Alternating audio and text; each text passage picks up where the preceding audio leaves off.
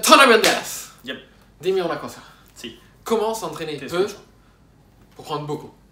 Comment s'entraîner peu pour prendre beaucoup. Alors déjà encore une question en mode, est-ce que tu peux pas avoir une pilule magique que si tu la prends, tu deviens riche, heureux, musclé et en bonne santé Et tu sors avec des mannequins. et tu sors avec des mannequins.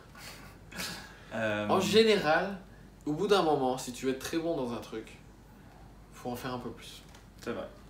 Je valide entièrement. Mais suivant le niveau où tu es, je vais te dire que tu as quand même le droit de poser la question pour une raison.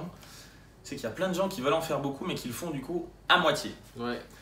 Tu vois, qui vont à la salle tous les jours et le lendemain ils sont fatigués et ils mettent un peu moins que leur max parce qu'ils savent qu'ils ils ont un peu la flemme, ils sont fatigués. Et que pour le coup, s'il y a bien un truc dans la vie où cette règle elle s'applique pas tant que ça, c'est peut-être la muscu, le fitness, la prise de muscle. Parce que tu te dis, le cerveau c'est malléable. Si tu fais 10 heures de maths par jour, tu apprends les maths plus vite que si tu en fais 2. Ça, oui, au bout d'un moment. Mais un muscle, c'est. Ça, il y a un temps physiologique. Voilà, de réparation, de reconstruction qui peut pas être aussi rapide que pour les cellules du cerveau. C'est vrai. Et puis tu as aussi un côté dose minimum effective pour déclencher un effet.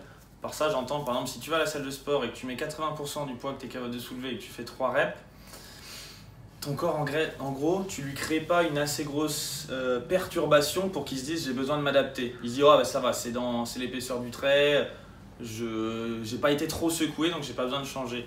Alors que si tu y vas une fois et que tu mets 80% de ton max et que tu fais 8 reps, ou j'en sais rien, enfin que tu te pousses et tu vas quasiment jusqu'à l'échec, ou en tout cas tu essaies de mettre plus de poids que la fois d'avant, ton corps il va se dire en gros oh putain bordel il y a un truc qui se passe, j'ai intérêt à devenir plus fort sinon la prochaine fois je suis dans la merde.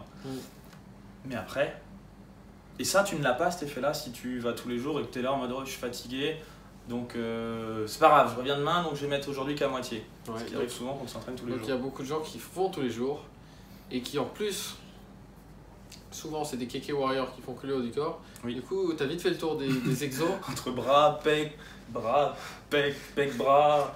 Pec, bras, pec. Voilà. Pec, bras en superset. C'est ça. Normalement c'est. Pec, bras en resto. Ça marche plus. Pec, bras en iso. Qu'est-ce qu'il vaut mieux faire si on arrête les blagues là? Qu'est-ce qu'ils veulent savoir? Ils veulent savoir. Moi je dirais tu t'entraînes 3 fois par semaine au max. Tu laisses au moins toujours un jour de repos entre 2 entraînements. Ouais. Et tu te la donnes, tu mets lourd, tu cherches pas à faire 1 milliard de répétitions pour avoir la congestion, juste essaye de soulever plus que la dernière fois, soit une rep de plus, soit un petit peu de poids en plus. Tu fais peu d'exercices, des exercices lourds, forts, polyarticulaires, complets, qui vont travailler beaucoup de muscles à la fois, avec des programmes simples, où tu augmentes le poids à chaque fois. Parce que c'est ça aussi, beaucoup de gens se disent bah je progresse pas, et ça fait combien de temps que tu n'augmentes pas le poids? Non mais je devais consolider telle barre, tu vois. Bah, ton corps il s'est consolidé aussi. Voilà, donc comme ça tu as le temps de te récupérer entre 2 séances.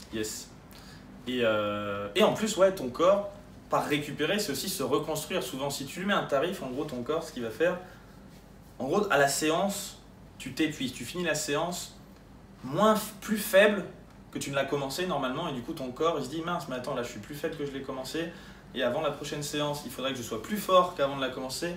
J'ai un seul truc à faire, c'est de construire du muscle concrètement. Et là il a aussi un petit peu besoin, tu vois, ça se fait pas comme tu disais pour les neurones mathématiques, ça se fait pas en un claquement de doigts non plus de boum ça y est je prends 1 kilo de muscle.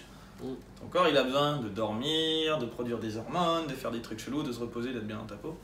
Et si tu attends déjà 2 jours, parfois même plus quand tu es plus avancé, mais on va dire déjà pour la majorité des gens, si tu laisses 48 heures et que tu te la donnes, tu vas avoir des progrès, tu t'entraîneras moins et tu auras plus de résultats. Et donc, pour conclure, qu'est-ce qu'il faut faire pour s'entraîner moins et prendre plus?